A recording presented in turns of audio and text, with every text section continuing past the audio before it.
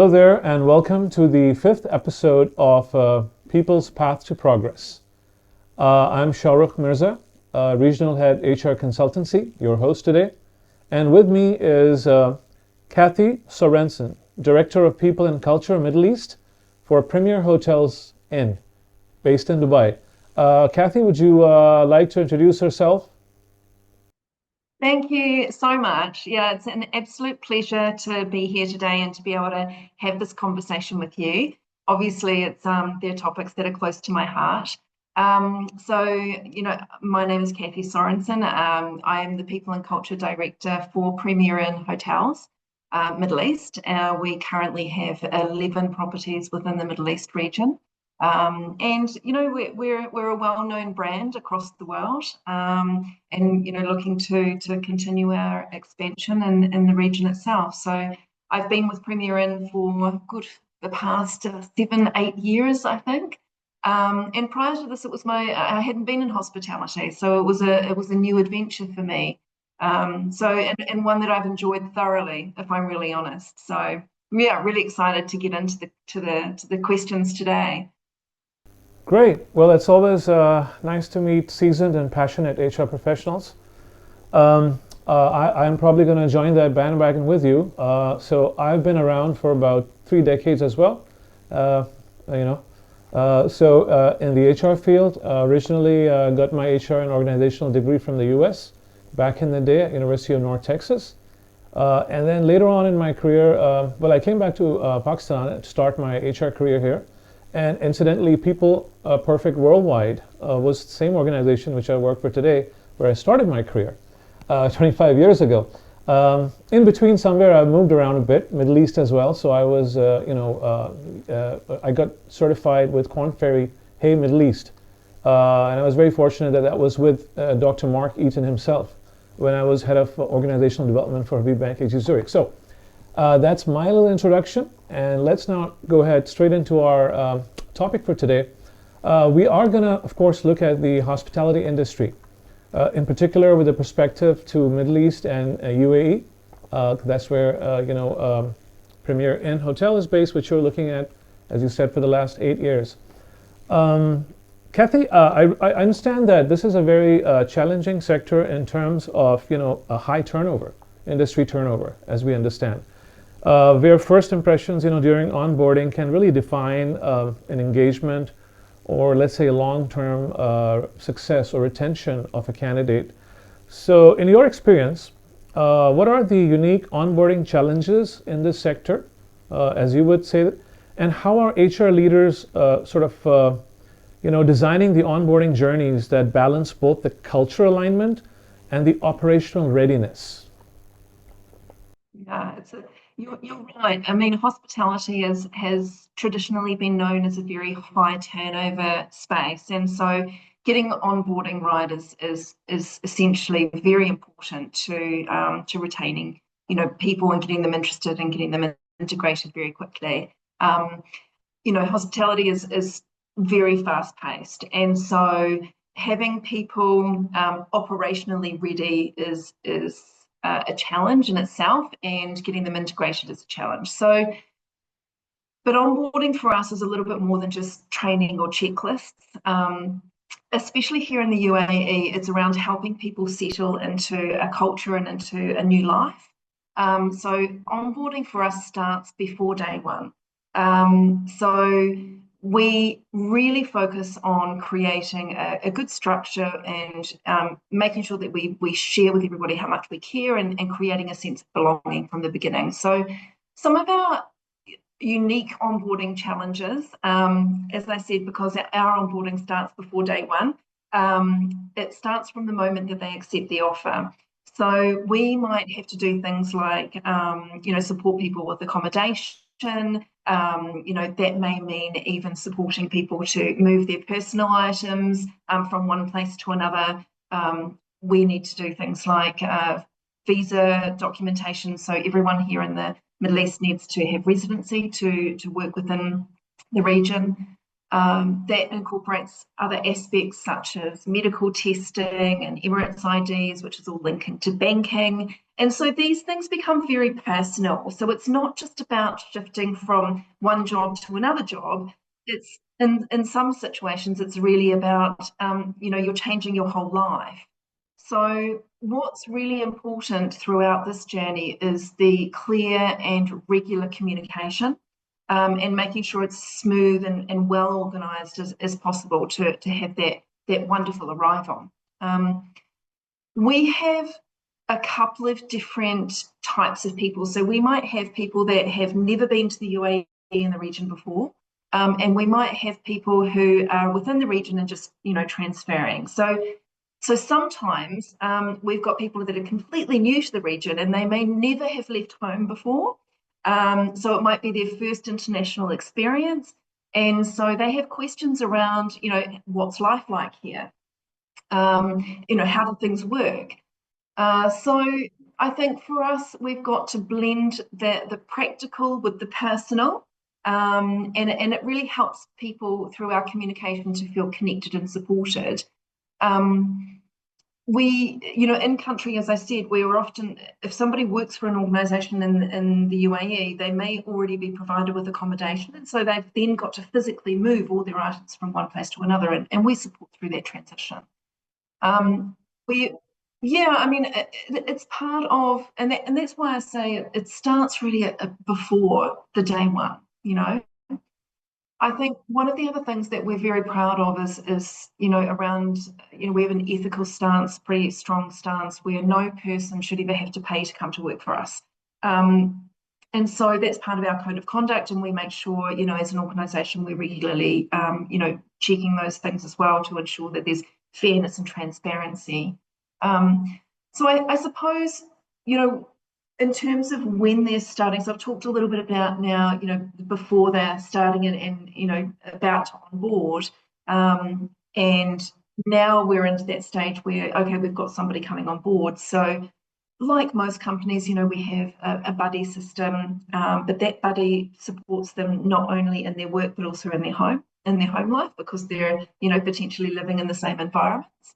And I guess the other part that we do, I think that's a little bit different to some others, is that we don't do an induction immediately. So we tend to do a lot of shadowing. So when a person starts with us, we get them settled, home life is good, come to work, kind of get used to the regular routines. And then that allows them to sort of acclimatise and observe and learn naturally. And then we do an induction. We do inductions every quarter.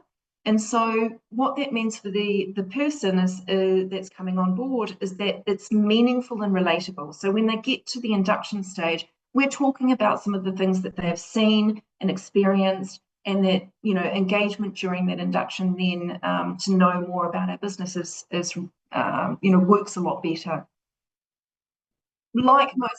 Like most companies, we have a 3 and a 5 month check-in. So we do the formal parts, and that's to make sure that everyone, operationally is going well and that personal well-being is taken care of. And I think that in totality, this kind of approach really gives us a good sense of, belonging. And at the end of the day, they're not really just joining a job, they're sort of joining a whole community, because we have that added element of, residency and accommodation and those kinds of things. So it makes us a little bit unique, I think. So I just sort of explain, how we go about that process, and how we really want to make it not just a checklist and hey, off you go, you're on your own, but a little bit more of a sense of support and caring. Thank you. Well, yeah, it seems like you've got your pre-boarding process quite defined and structured. So that sort of leads into the onboarding phase, and I think that really helps in a new geography where you have a lot of international talent moving in. My next question would be related to that. Obviously Dubai and UAE and Middle East in general being a rather an expat haven and a transient geography where people are coming in and out, and your sector having a very high turnover as well, due to various reasons, that are in the industry. How would you then set up a strategy to actually engage people for the mid to long term? Okay. So I think, are you talking sort of about future ready, the future ready aspect? Yeah. So I guess getting people ready for mid to long term, it's it's not just about growing numbers. It's really about making sure. So there's a few things to consider here. It's really about replicating our brand experience. So we want to make sure that we are focused on a few different things: people, structure, and connections. And so that's how we, you know, solidify the organisation and continue to give our guests, the experience of our brand, and our team the experience of our culture. So what we tend to do is make sure that when we're hiring, like many people do, attitudes first. So attitude and mindset, and people that might naturally live our brand values. We know in hospitality, especially, skills can be trained, but perhaps hospitality in itself can't. So it's really important to us that we get those genuine people that are, hospitality focused. Now that allows us to create that consistency. And what we tend to do in terms of future ready is ensure that we have really good, healthy succession pipelines. And we tend to promote actively from within. So the majority of our managers, the majority of our team leaders, they've all been promoted from, within our business. And that helps to keep our brand knowledge and our culture really firmly embedded in our organisation. Yes, yes. I think that's a very good point, and I'm glad you brought it up. Actually, that only goes to show that you're inducting, align with your culture. So recruitment would really matter in terms of the longevity for employees.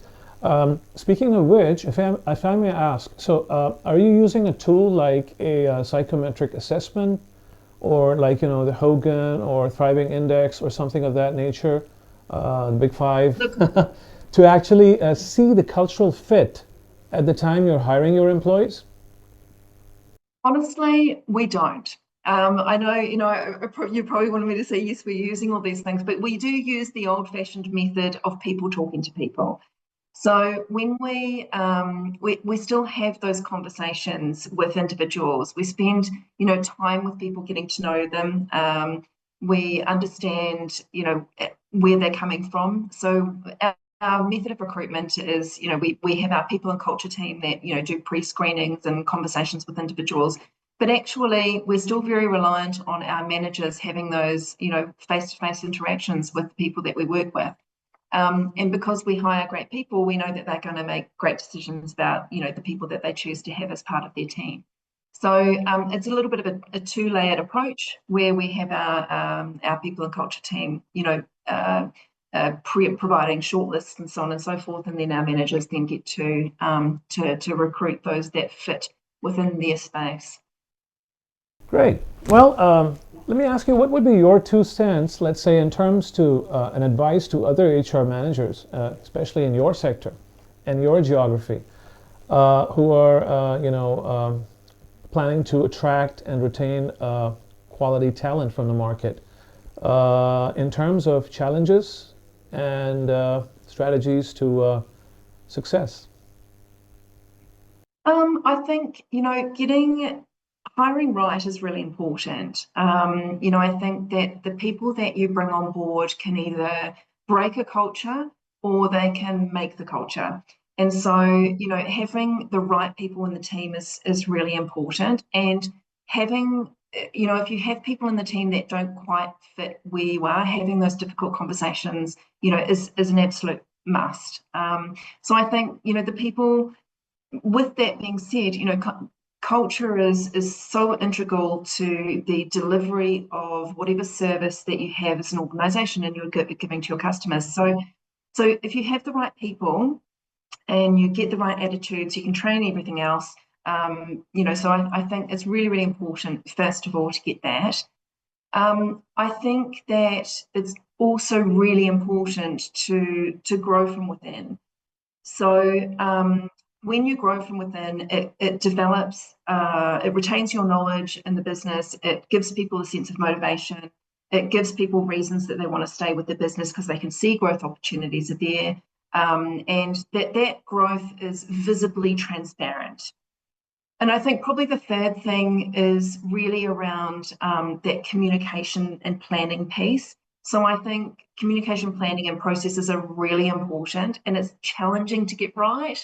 And it takes time. So always looking to continually take feedback and to be agile, and to change to improve. So those would be the three pieces that I would think are really important to success. Really appreciate that take, I think, for everybody who is listening to this webinar. Kathy, we're sort of out of time, but I would like to thank you very much once again for coming on with us and sharing some industry insights in the hospitality business, particularly in your geography, which is in UAE. And we hope that we can connect with you again on a future webinar. No problem. Thanks so much for having us, and hope to see you soon at one of our premier inn hotels. Okay, you bet. Thank you. Bye-bye. Bye-bye.